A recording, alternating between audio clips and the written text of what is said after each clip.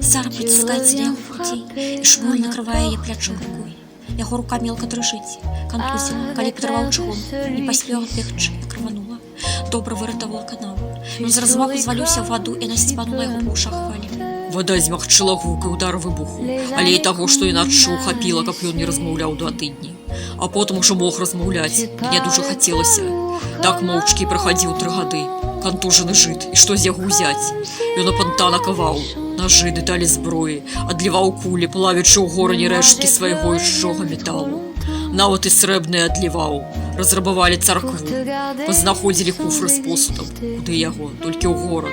Яны білі іх, як ваўкалакаў, і, здаецца, свянчоная рускімі папамі, схаваная ад камуністаў срэбра, дапамагала. Хутка немцы пачалі адыходзіць, злыя, як воск.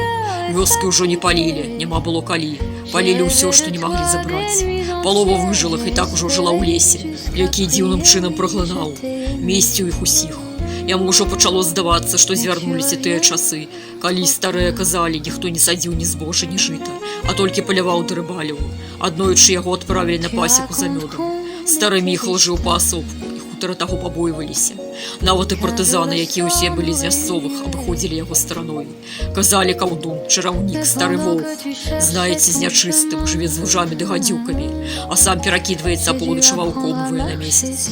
А бывае, скаціну дзярэ, ці дзічыну. Таму ў яго заўсёды мяса багата, і рыба сама яму ў сеткі плыве. Але дапаможа ён толькі таму, каму сам вырашыць. Паглядзіць на чалавека, моўчкі махне галавой, і схаваецца ў сенках. Выйдзе з добрым кавалкам салёнага мяса ці рыбы, ці жбаным мёду, прадаць на кірмашы, многа не бярэ. Калі ёсць, дык пярсцёнкі, завушніцы, манеты, а калі няма, дык дасі і так, толькі калі ёсць, лепей яго не шукаць. Тады той дар такім бокам выйдзе, што бяды не аберашся.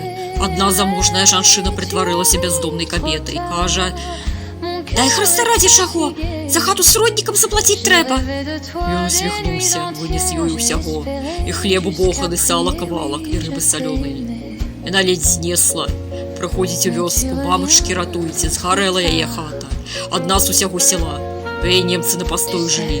Дык нейкі парубак гранату кінуў, і згарэла тая хата разам з немцамі. Таму міхасёвы падарункі сапраўды прыйшліся да пары. Пасялілася ў радзіны голая і босая, толькі што з боханым хлеба ды кавалкам сала. Ішоў ужо 43-й год, і сала яны пад'елі, і збожжа, і дзічыну пабілі ў лесе. Таму ён ішоў цяпер да хаты старога, як сапраўдная галота, прасіць Хрыста раді, можа, дапаможа жыду. Калі падыходзіў да пасекі, раптам пачуў ціхія жаночыя спевы. Спыніўся, быццам бы яго штурханула ў грудзі. Думаў, звар'яцеў, ад голадам роецца. Ці зусім дах паехаў, узрадаваўся, чуе яе голас. Ціхенька спявае калыханку пчолам. Толькі галасок на ідыш праносіцца над лесам, крадае травы. Не баіцца, спявае народнай мове, спадчыне дзядоў, на якой ёй ціхенька спяваў стары Саламон, калі яна ляжала ў маленькай люльцы ля яго ложку. Жанчына нарадзіла яе і памёрла. Ніхто не ведаў, ніхто яна, ні адкуль. Прыгожая, чорнавалосая, светлаглазая жанчына. На шыі ў яе вісеў цяжовы медальёнчык на зашмальцаваным снопку. Зорка Давіда, і таму Саламон, адзінокі як перст, вырашыў забраць дзіця. Дзіця вырасла і цяпер спявае калыханкі яму, Шмуэлю.